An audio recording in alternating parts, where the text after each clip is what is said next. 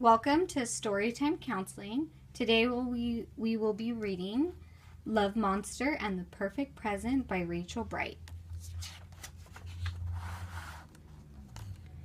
This monster thinks this monster is the most perfect monster in the world.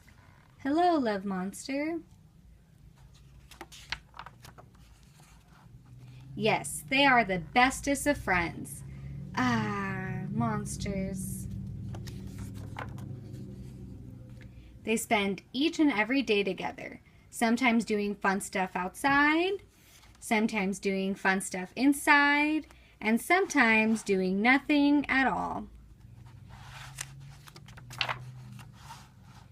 But there is one day in Cutesville where these particular monsters live that is different from all the others. So they have a Cutesville annual calendar and they have all these different events. Can you show me what special day they might be talking about? Very good. It's the one that's circled and it says special day like no other.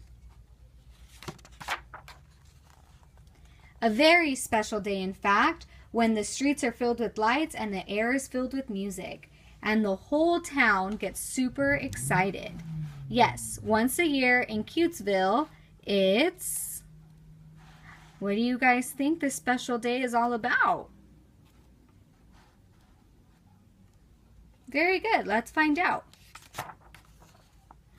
It's Present Day, when everyone gives a lovely someone something lovely to show how special they are.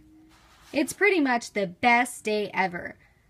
So why does this monster look so worried? So if you see a little monster here, he looks a little worried about present day. Why do you think you might be worried?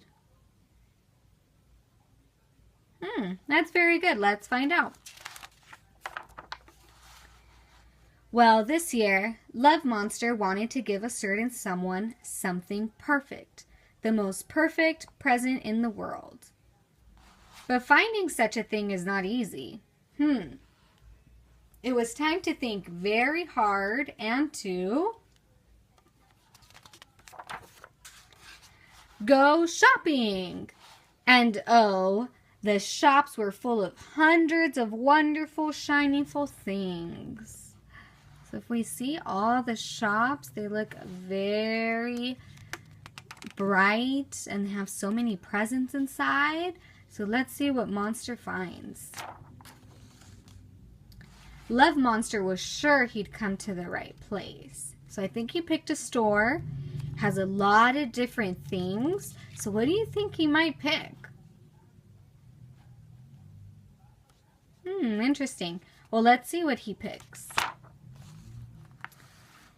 But as it turned out, wonderful, shiningful things can be expensive. Very expensive indeed. There just wasn't enough in his saving up jar. Oh dear, poor Monster. Oh, so Monster kind of has the worried face again. And that's because he doesn't have enough money to buy a very special present. So what do you think Monster's going to do next?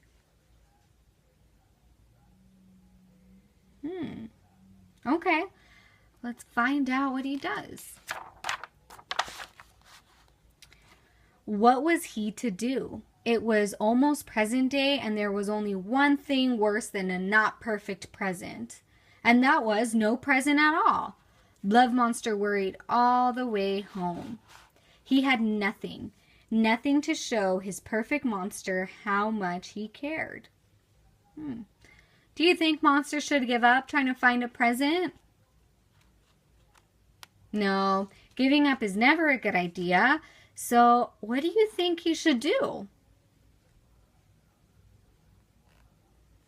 Oh, okay. Well, let's see what Love Monster figures out. But that was when it hit him. Boink! Perhaps he had everything he needed. He had paints and glitter. He had some wood and some glue. And most important of all, he had an idea. So what do you think he's gonna make with glue and wood, glitter and paint? Yeah, so I think he's going to make some type of craft. Let's find out what he does. There was a lot to do and not a lot of time to do it. He worked all night until the sun came up.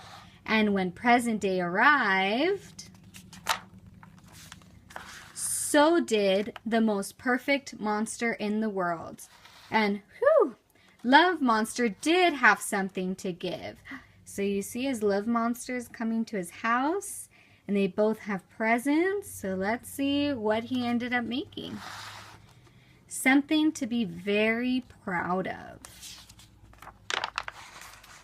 You see, sometimes the perfect present doesn't have to cost very much to mean absolutely everything. So Love Monster ended up making a nice frame out of the things he already had. And he inside put a very special saying, "You are sunshine and stars to me." And so Love Monster's so happy, she's crying. She's crying because that's very sweet. So I think what this book teaches us is that sometimes we're not going to have money to buy something expensive and shiny, but that's not always what matters in giving a gift. It's about making it special for the person that you truly love. The end.